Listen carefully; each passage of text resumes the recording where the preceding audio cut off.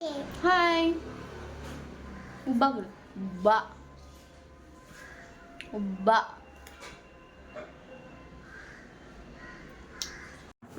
Hello my family.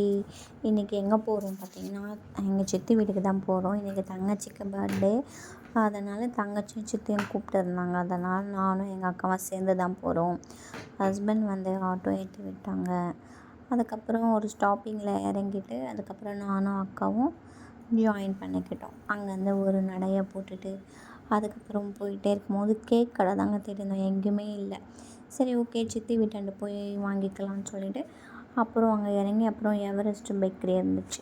அதுக்கப்புறம் அங்கே போயிட்டு பிடிச்ச மாதிரி கேக் வாங்கிட்டு அப்படியே சுற்றி ஏற்றி பார்த்துட்டு என்ன சாப்பிட்லான்னு ஒரு அட்டனன்ஸ் போட்டு என்ன சாப்பிட்ணுமோ அது வாங்கிட்டு அதுக்கப்புறம் அங்கேருந்து ஒரு நடையை போட்டோம் வீட்டுக்கு. இங்கேருந்து கொஞ்சம் தூரம் தான் நடந்து போனோம். அது வரையும் நானும் அக்காவும் அப்படியே பேசிகிட்டே நடந்து போயிட்டு இருந்தோம். அதுக்கப்புறம் ஒரு கடைக்கு போயிட்டு அதுக்கப்புறம் பால் பாக்கெட், காஃபி தூள் அதெல்லாம் வாங்கிட்டோம். போகிற வழியில் பார்த்திங்கன்னா பாப்பா எங்களை பார்த்து சிரிக்கவே இல்லை.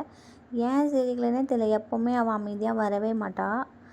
நானும் சிரிக்க வைக்க ட்ரை பண்ணுறேன், அவன் சிரிக்கவே இல்லை. அதுக்கப்புறம் அவளையும் ஒரு வீடியோ மாதிரி எடுத்துகிட்டு அதுக்கப்புறம் கடையில் வாங்கிட்டு இப்படி திரும்போது என்னாச்சுன்னா சித்தி வந்துட்டாங்க. அவங்க தான் எங்களோட சித்தி.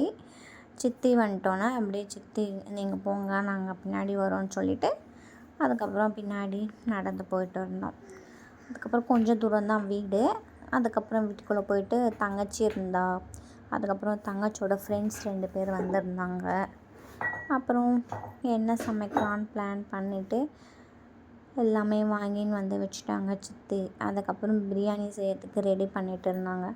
நான் சும்மா இதுதான் ஃபஸ்ட் டைம் தங்கச்சி பர்த்டேக்கு நாங்கள் வீட்டுக்கு போகிறது. சின்ன வயசுலலாம் அவளுக்கு அடிக்கடி செலப்ரேட் பண்ணுவாங்க.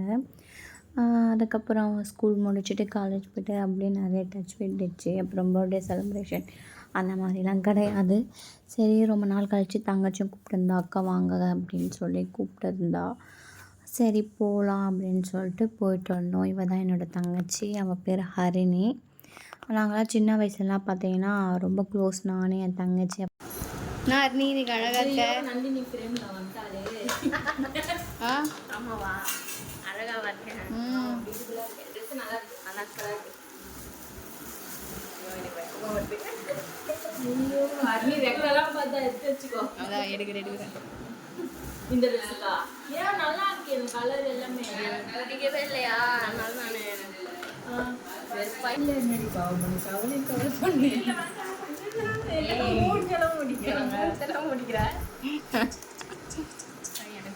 அப்புறம் வாங்கிட்டு வந்த கேக்கை ஃப்ரிட்ஜில் வச்சுட்டு அதுக்கப்புறம் எங்கள் அக்காவும் பிரியாணிக்கு வந்து எல்லாமே ரெடி பண்ண ஆரம்பிச்சிட்டா. தங்கச்சியும் பக்கத்து வீட்டில் போயிட்டு கொஞ்சம் பெரிய பாத்திரம் இல்லைன்னு சொல்லிட்டு பக்கத்து வீட்டில் வாங்கிட்டு வந்தா. அதுக்கப்புறம் சித்தி வந்து பிரியாணி செய்ய ஸ்டார்ட் பண்ணிட்டாங்க. என்ன பண்ணுறது, இந்த பிரியாணி வீடியோ மட்டும் கொஞ்சம் மிஸ் ஆயிடுச்சு எடுக்கிறதுக்கு. எங்கள் வீட்டில் பார்த்திங்கன்னா பிரியாணி செய்யல எக்ஸ்பர்ட் யாருன்னா எங்கள் சித்தி சூப்பராக செய்வாங்க.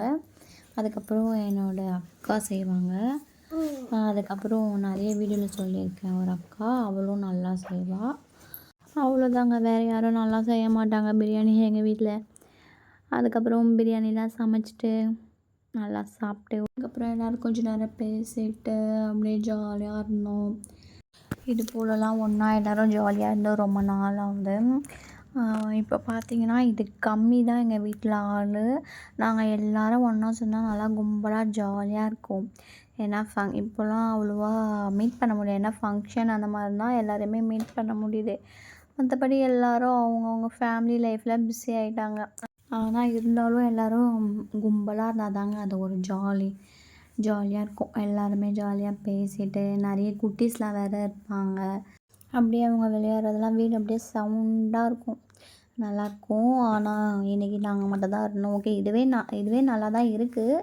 இருந்தாலும் அவங்க எல்லோரும் இருந்தால் இன்னும் கொஞ்சம் ஜாலியாக இருந்திருக்கும், இன்னும் கொஞ்சம் ஃபன்னாக இருந்திருக்கும். அவ்வளோதாங்க, பிரியாணியும் ரெடி ஆகிடுச்சு, நாங்களும் சாப்பிட்டோம். செம்ம சூப்பராக இருந்துச்சு. இன்னொரு வீடியோ பார்க்கலாம். பாய் பாய்.